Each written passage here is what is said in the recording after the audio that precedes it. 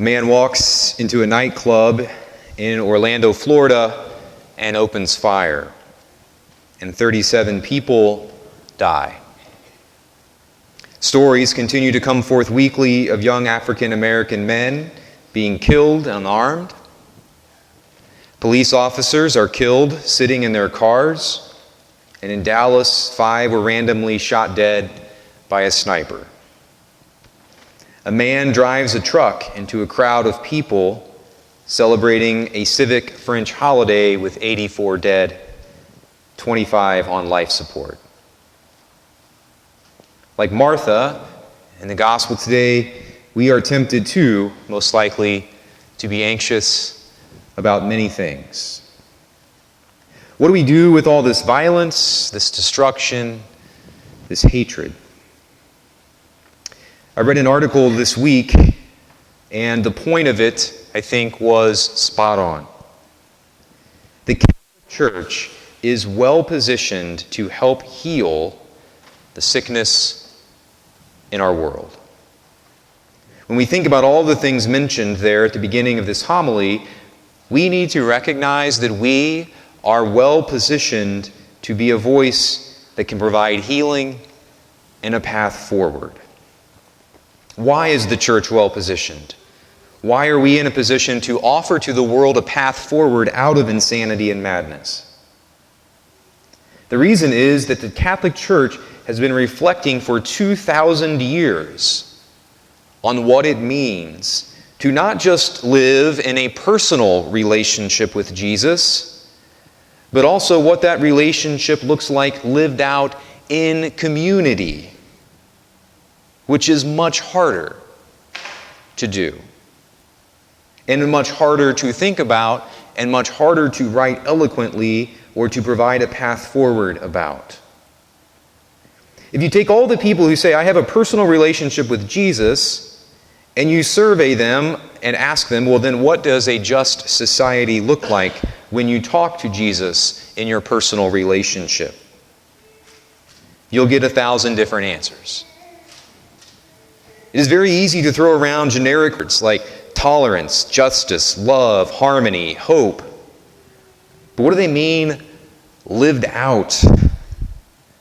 What are the practical implications? What does this look like when you start to put people together in the same house, the same neighborhood, the same city?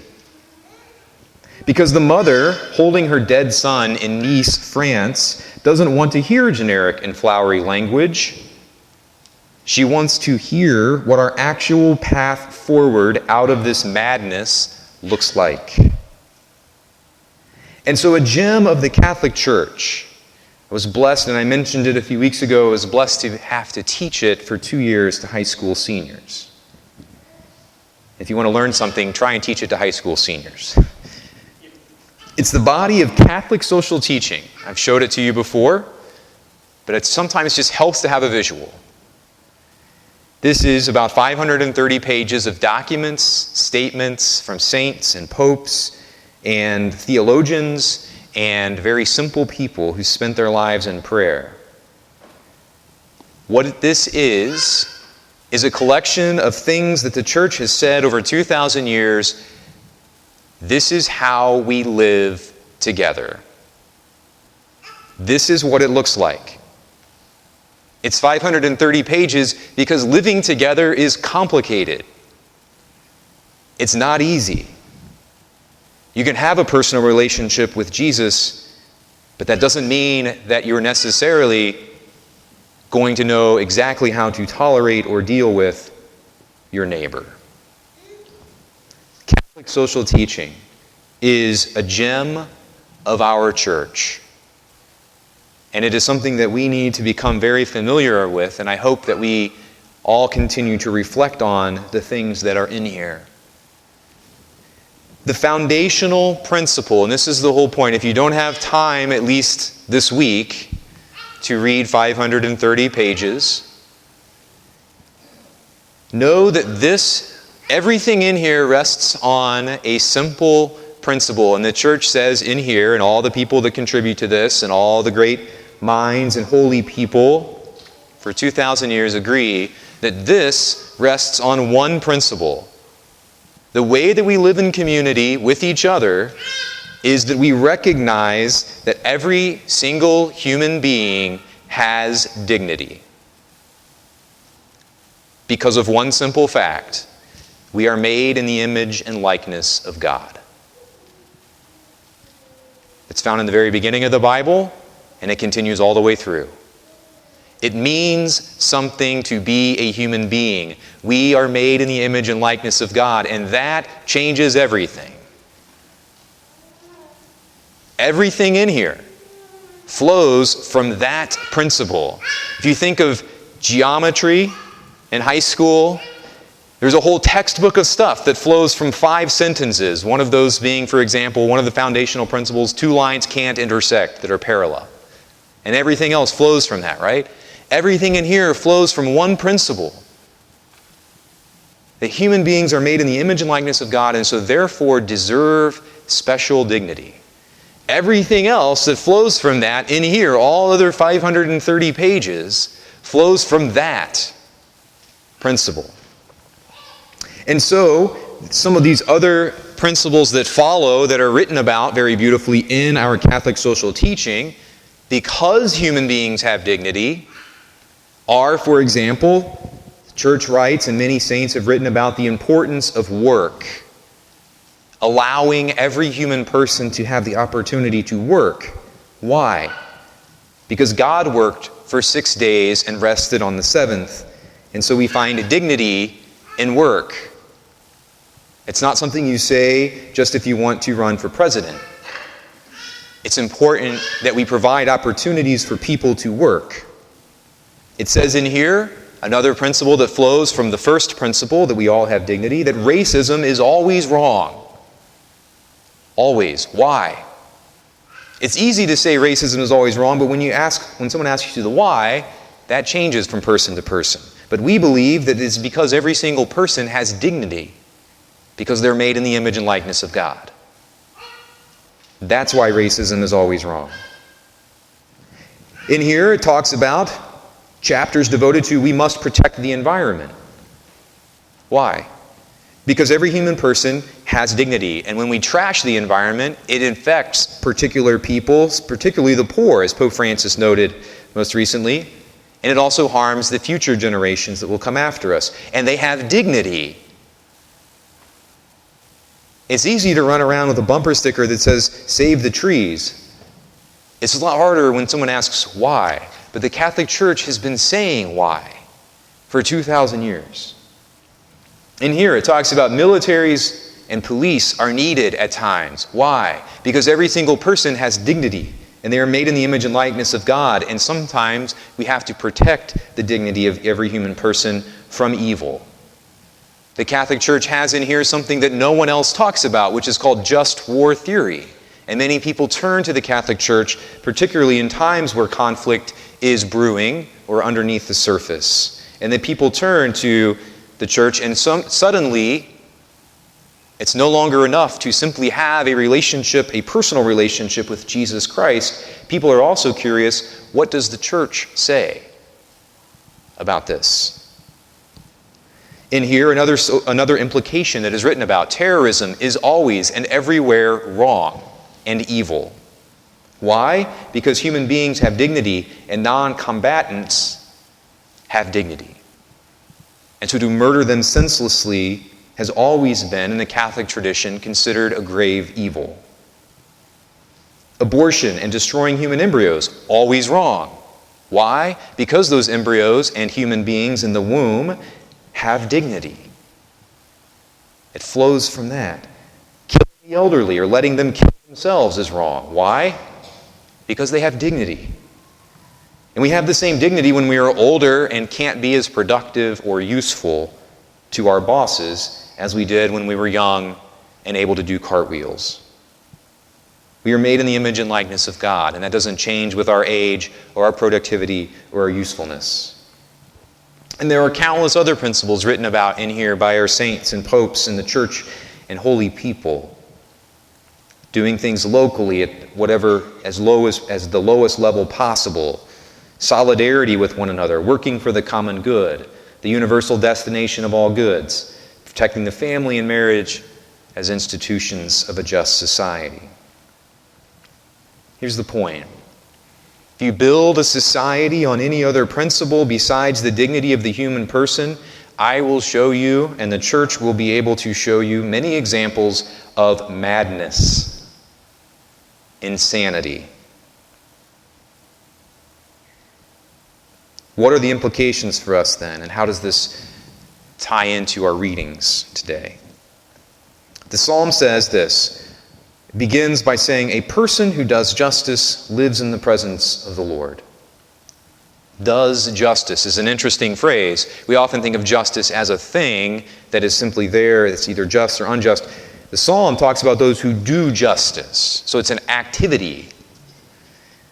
And the church says in here, again, that to do justice means to render unto someone what they are owed. And as I would always ask my high school students, justice and all of this is related. What is someone owed? Dignity. Every human person is owed dignity. So if I want to do justice, I have to be a person who provides and looks at other people, all other people, with dignity. Because they are made in the image and likeness of God. Every person. Regardless of race, regardless of size, regardless of usefulness, regardless of economic standing, regardless of their proximity to me, regardless of nationality, every human person has dignity because they are made in the image and likeness of God. And if you build your society on anything else, it will necessarily spiral into madness. So we, as Catholics, have a game plan for how to move forward away from madness. The madness that we see every time we turn on the television recently. What is this path forward? We as Catholics have to be people who advocate for human dignity, who fight for human dignity, who stand up for human dignity in every realm. And we have to talk about it and work for protecting human dignity. And our ancestors, again, have given us a beautiful and wonderful game plan for what that looks like in very real situations. So we have to be people who stand up and say, we are here and we advocate and we protect the dignity of every human person no matter what. And we're not going to stop talking about it and working for it until every human person's dignity is upheld. How do we do that?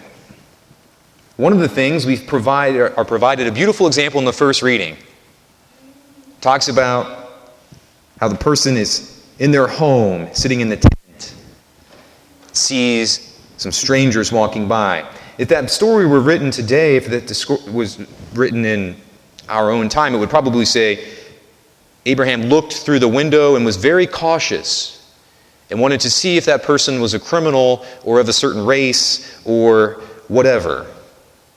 Called the cops, said, hey, there are 3 strangers walking down the street. I'm a little nervous. Whatever. Abraham sprints out to them and cares for them. He honors their dignity. He serves them. He puts himself beneath them by serving them. And that is doing justice. That is giving to someone what they are owed because they are made in the image and likeness of God. The final piece of our action, I think, which is also written very clearly and very beautifully about in our game plan, our Catholic social teaching, is with regards to politics itself. It encourages us, the church encourages us as people to get involved not just by running out and serving those, but also working for changes in larger systems. And we do that, as the church says, through getting involved in the political sphere, particularly the laity, to get involved and become active. I want to say this before you're worried about whether or not I'm going to endorse some candidate or something like that. I'm not.